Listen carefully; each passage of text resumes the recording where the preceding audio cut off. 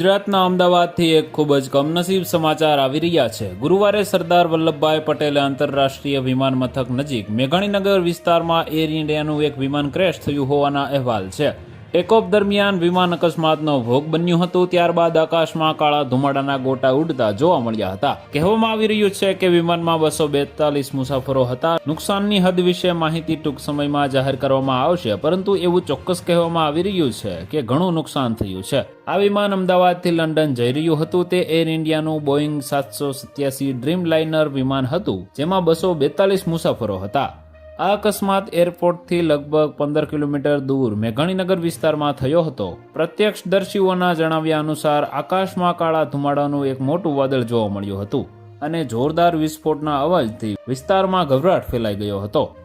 તો વધુ માહિતી મેળવવા માટે ચેનલ સાથે જોડાયેલા રહો। વિડીયો પસંદ આવે તો લાઇક કરી દેજો। ચેનલમાં નવા છો તો સબસ્ક્રાઇબ કરી દેજો।